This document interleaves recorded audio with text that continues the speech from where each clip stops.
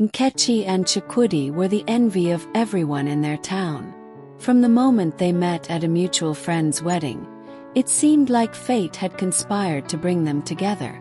Nkechi was a beautiful, intelligent young woman who had just finished her law degree, while Chukwudi was a successful businessman who had built his transport company from the ground up. They were the picture-perfect couple, with Chukwudi often showering Nkechi with gifts, love, and promises of a future filled with happiness. Their love story unfolded like a dream.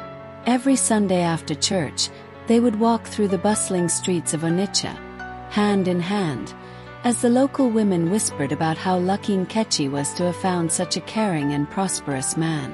Chukwudi would take her to the finest restaurants, and they would talk for hours about their future, their hopes and their dreams. Nkechi felt blessed to have found a man who understood her so deeply, and Chukwudi made her feel like the most important person in the world. Chukwudi's family adored Nkechi. His mother would often invite her over, teaching her traditional recipes and treating her like the daughter she never had. Nkechi felt welcomed and loved, believing she had found not just a partner but a second family.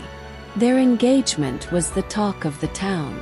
Chukwudi proposed to Nkechi on the banks of the river Niger, under a canopy of stars.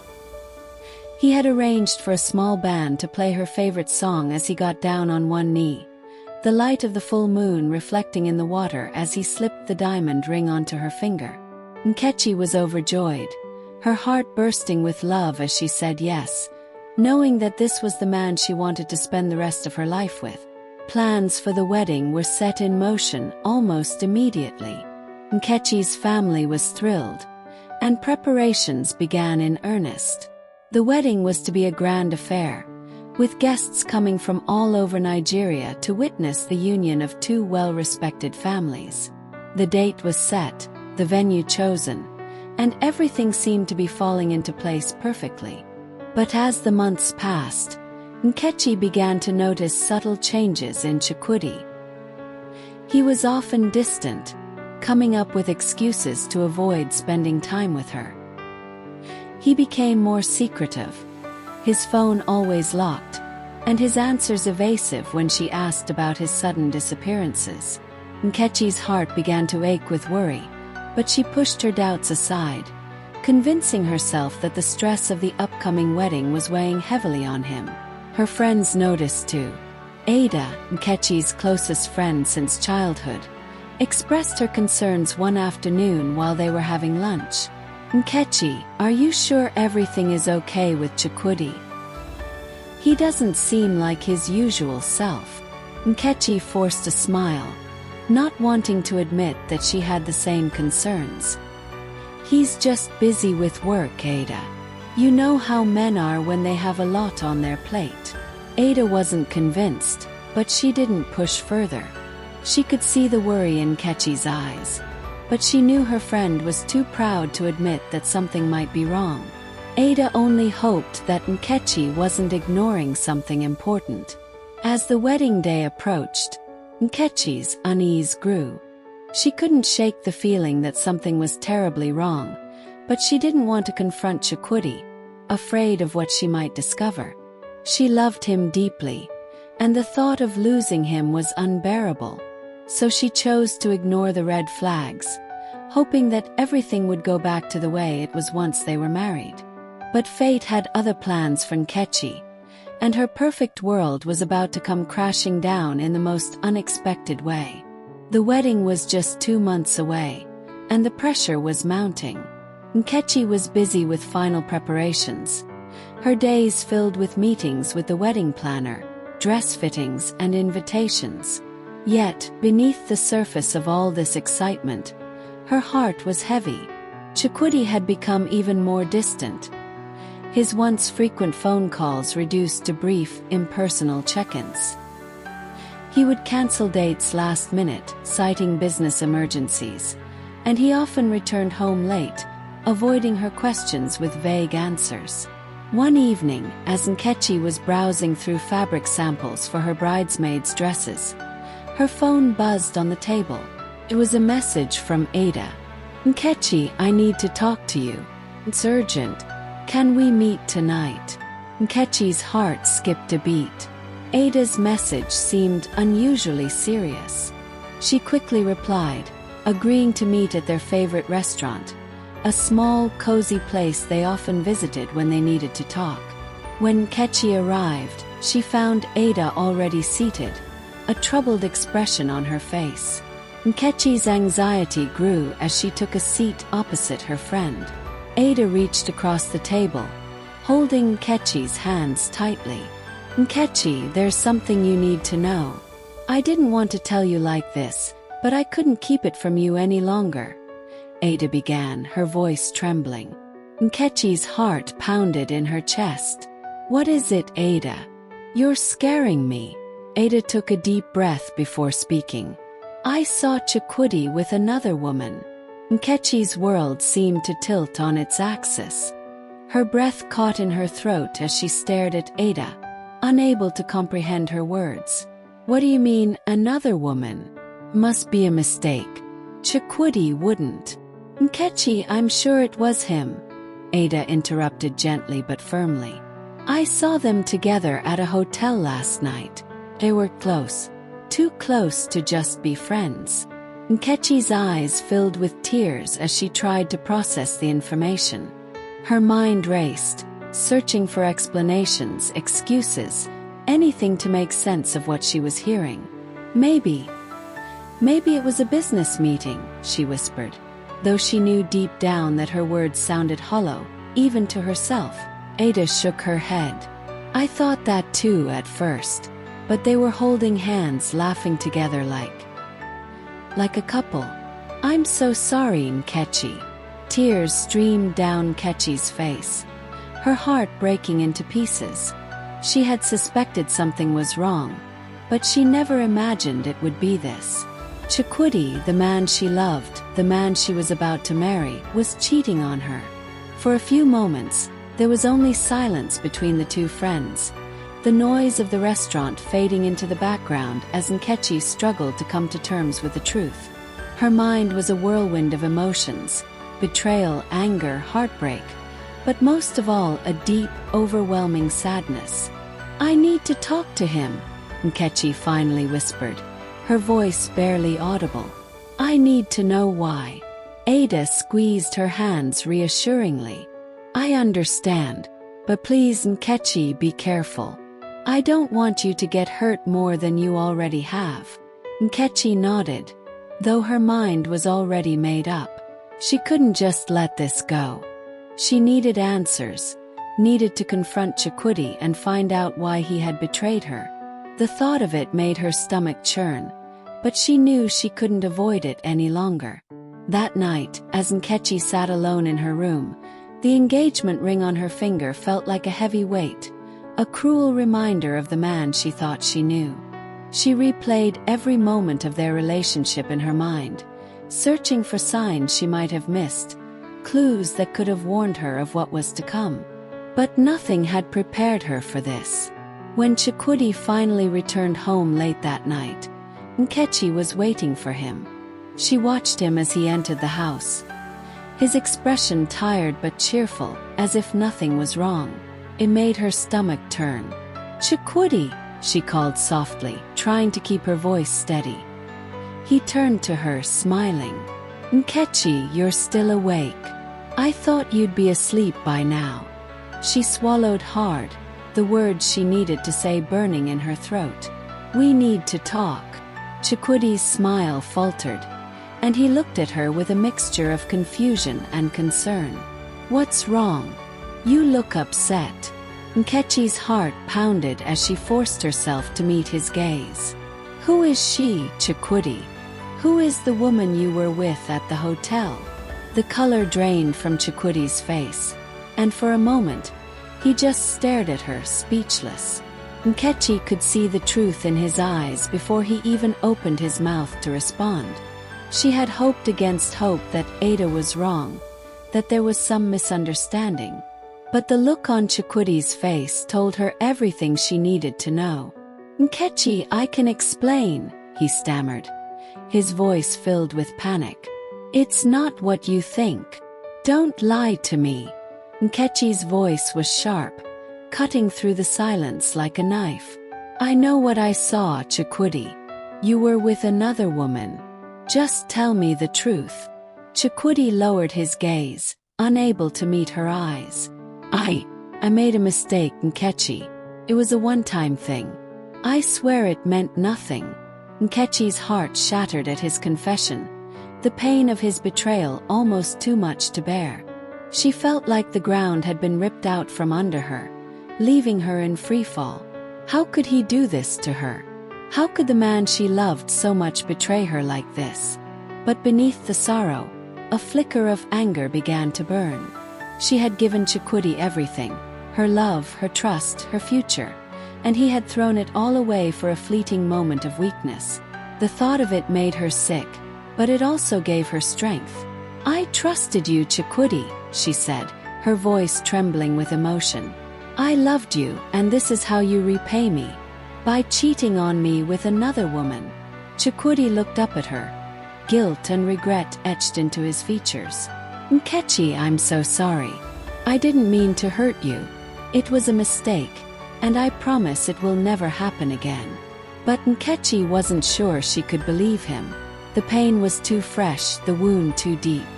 She had always believed that love was enough, that their bond was strong enough to withstand anything.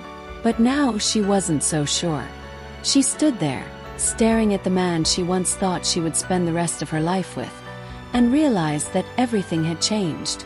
Nothing would ever be the same again.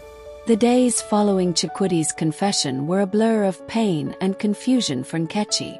She withdrew into herself, grappling with a heavy burden of betrayal that now weighed on her heart. She tried to make sense of it all, but every thought led her back to the same agonizing truth. Chukwudi, the man she had loved and trusted completely, had shattered the very foundation of their relationship. Despite the pain, Nkechi maintained a facade of normalcy. She continued with the wedding preparations, attending dress fittings, meeting with the caterer, and finalizing the guest list. But beneath her calm exterior, her heart was in turmoil. The excitement that had once filled her as she planned her future with Chukwudi was now replaced with a hollow emptiness.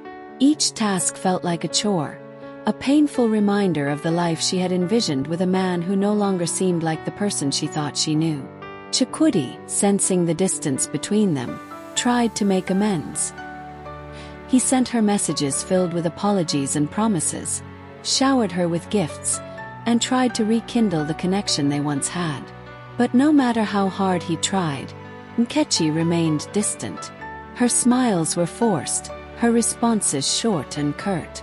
She couldn't bring herself to confront the depths of her emotions, and so she buried them deep, focusing instead on the practicalities of the wedding. Ada, ever the loyal friend, noticed the change in Nkechi. She could see the strain in her eyes, the heaviness in her movements. But Nkechi, determined to keep up appearances, assured her that everything was fine. I just need some time, she would say, brushing off Ada's concerns. It's just the stress of the wedding, that's all. But in the quiet moments when she was alone, Nkechi's mind raced with thoughts she couldn't share with anyone, not even Ada. She replayed every conversation, every moment she had shared with Chukwudi, searching for signs she had missed, clues that could have warned her of his betrayal. But there was nothing. He had been perfect, or at least he had seemed that way. As the wedding day drew closer, Nkechi found herself at a crossroads. The expectations of her family, friends, and even Chukwudi weighed heavily on her. Everyone was excited for the big day, oblivious to the storm brewing inside her. They saw only the surface, the beautiful, happy bride-to-be, and not the turmoil that threatened to consume her. In her heart, Nkechi knew she couldn't go through with the wedding, but the thought of calling it off terrified her. The shame, the disappointment, the questions. How could she face it all? And yet, how could she stand before God and her loved ones, pretending that everything was okay when it wasn't? Nkechi's nights were sleepless, her mind racing with possibilities. What if she confronted Chukwudi again? demanded to know why he had betrayed her. What if she called off the wedding, risking the judgment and scorn of everyone around her? Or what if she simply went through with it, hoping that somehow in time she could learn to forgive and forget? But deep down, Nkechi knew the answer. She knew what she needed to do, even if she wasn't ready to admit it to herself just yet. The days passed, and she moved forward with the preparations, her actions on autopilot as her heart wrestled with the decision that loomed ahead. Chukwudi, for his part, seemed relieved that Nkechi wasn't openly confronting him anymore. He believed that her silence meant forgiveness, that she had chosen to move on from his mistake. He tried to be attentive, going out of his way to make her happy, to reassure her that their future together would be bright. But Nkechi's responses remained distant, her smiles never reaching her eyes. As the wedding day drew near, Nkechi found herself growing increasingly detached. She went through the motions, smiling at the dressmaker, nodding along with the wedding planner, and answering questions about the big day. But inside she was miles away, lost in a sea of doubt and uncertainty. The night before the wedding, Nkechi sat alone in her room, staring at the engagement ring on her finger. It was beautiful, a symbol of the love she had once believed in so deeply. But now it felt like a shackle, binding her to a future she no longer wanted. She reached for her phone and scrolled through the messages from Chukwudi, each one a mixture of hope and desperation. She knew that he loved her in his own way. But love wasn't supposed to hurt like this. Love wasn't supposed to be a battlefield where one's trust was shattered and their heart broken into pieces. The weight of her decision pressed down on her, suffocating in its intensity. She knew that by morning she would have to face the truth, not just for herself, but for everyone who had been waiting for this day. The world expected her to be a bride, to walk down the aisle in her white dress, and say, "I do," to the man she had once thought was her forever. But Nkechi wasn't sure she could give them what they wanted. The doubt, the pain, the betrayal, it was all too much. And as the hours ticked away, she found herself staring into the abyss of uncertainty, wondering if she had the strength to do what needed to be done. The night was long, and sleep eluded her. By the time dawn broke, Nkechi had made her decision. She knew what she had to do, even if it broke her heart in the process. Tomorrow would be the day that everyone had been waiting for, the day of the wedding. But for Nkechi, it would be the day she took her fate into her own hands. What she was planning to do next, not even Chukwudi could have predicted. The morning of the wedding dawned bright and clear, with the sun casting a golden hue over the city. It was a perfect day, the kind that seemed made for love stories and happy endings. Nkechi's family bustled about, preparing for the ceremony, their excitement palpable. The house was filled with the scent of flowers, the chatter of guests, and the hum of last-minute preparations. Nkechi, however, felt none of the joy or anticipation that filled the air around her. As she sat before the mirror, watching as her makeup was carefully applied, her mind was far away. The face staring back at her was calm and composed, but beneath that calm exterior was a heart that had already made its decision. Ada arrived early, as she always did, ready to support her best friend on this important day. She noticed the unusual quietness in Nkechi, the distant look in her eyes, but chose to attribute it to pre-wedding nerves. "Are you okay?" she asked softly as she helped Nkechi into her wedding dress. Nkechi forced a smile, nodding. "Just nervous, I guess," she replied, her voice betraying none of the turmoil inside her. Ada smiled back, squeezing her hand in reassurance. "You'll be fine," she said, her voice filled with warmth. "Everything is going to be perfect." As Nkechi was led to the car that would take her to the church, she couldn't help but feel the weight of the day pressing down on her. The white dress, the veil, the bouquet of flowers, they all seemed like part of a story that wasn't hers anymore. But she kept moving, step by step, toward the moment that everyone had been waiting for. At the church, Chukwudi stood at the altar, dressed in a sharp suit. His expression a mix of anticipation and relief. He had been nervous leading up to this day, unsure if Nkechi would truly go through with the wedding. But seeing her in that dress, seeing her walking toward him, his heart swelled with hope. Maybe, just maybe, they could leave the past behind and start anew. The church was filled with guests, all of them turning to look as the bridal march began to play.